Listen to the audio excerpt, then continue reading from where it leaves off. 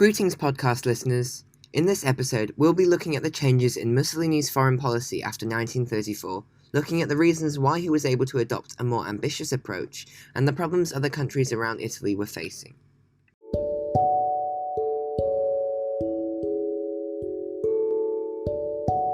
The following podcast is based on the Cambridge A-Level History curriculum. Let's begin by looking at the events of Mussolini's foreign policy after 1934.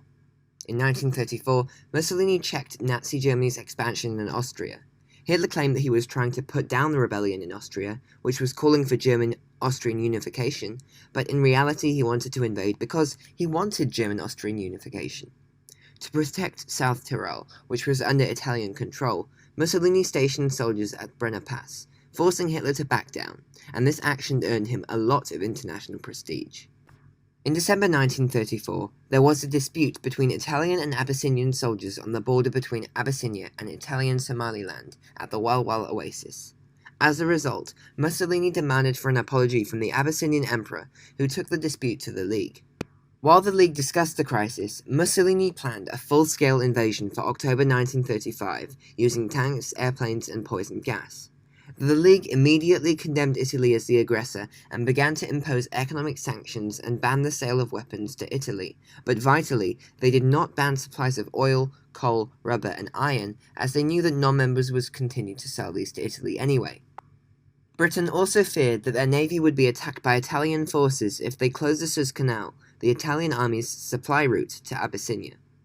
British and French foreign ministers, Hoare and Laval, began to meet in secret and agreed to divide Abyssinia in half, giving Mussolini the richer half. However, after Mussolini accepted their plan, it was leaked to the British press before it was proposed to the Abyssinian emperor, causing uproar among the British public and resulting in the resignation of the foreign ministers. The League tried to introduce tougher sanctions on Italy after the Hoare-Laval Pact had failed, but before they were put in place, Italy had conquered Abyssinia by May 1936. Moving on to the Spanish Civil War, during this, Mussolini and Hitler both supported and fought on the side of Francisco Franco, a fellow fascist. As a result, the two dictators, Hitler and Mussolini, were brought closer together, although some Italian troops remained in Spain by 1938, and you will find out later why this was significant. In 1936, Germany and Japan signed the Anti-Comintern Pact, and in 1937, this was updated with the addition of Italy. This basically allied Germany, Italy, and Japan against the threat of communism, or put simply, against the Soviet Union. In 1938, Germany invaded Austria again, but this time, Mussolini and Hitler were true allies, and the Anschluss between Germany and Austria was welcomed by the Italian people, as it strengthened Germany and, by extension, their alliance.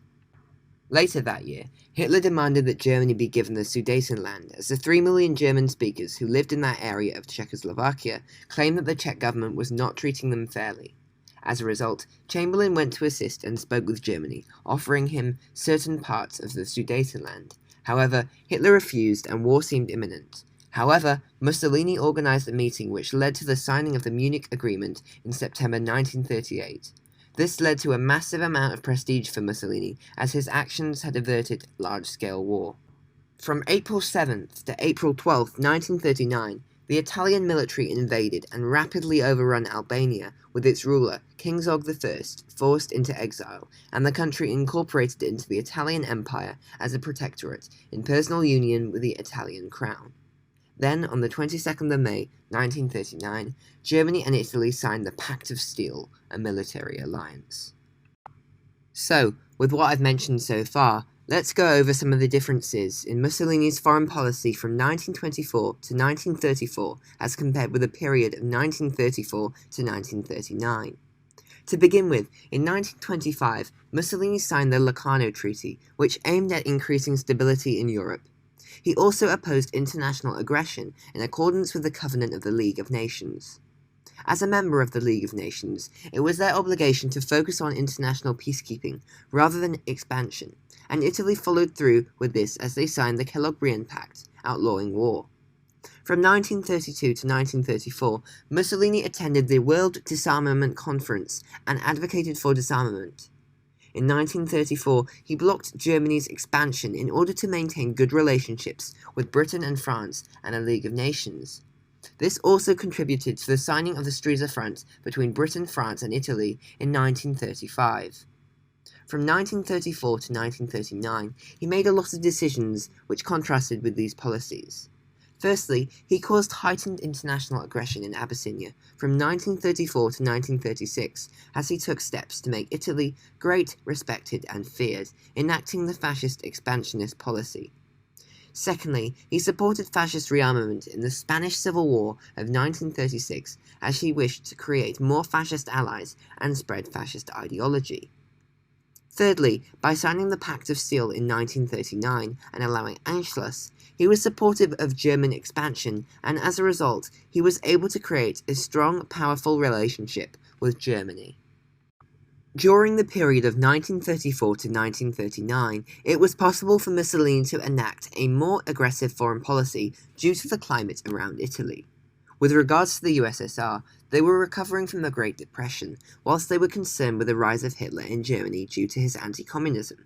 When looking at Poland, by 1939, they were threatened by an invasion from Germany and Russia, as they had united in 1939 with the Nazi-Soviet pact. Meanwhile, in the 1930s, the Austrian government was fearing an invasion by Germany, whilst there were some in the population who did not support Anschluss, which would be to happen if Germany had invaded Austria. On to Great Britain and France. They had both suffered heavily from the Great Depression of 1929 and were still recovering. Meanwhile, they were focused on their policies of appeasement in an attempt to avoid war with Hitler. Moreover, they also had the Manchurian crisis to deal with from 1934 to 1937, but arguably they weren't much help there. However, by the end of the 1930s, the Stresa Front had broken down, and they were becoming threatened by Italy, who now allied themselves with Germany. Thank you for listening to this episode of my podcast. Please subscribe to be notified when the next episode releases. You can use the links in the description to fill in a Google form and provide valuable feedback, or use the links to DM me on Instagram or Twitter. Thanks again for listening. Goodbye.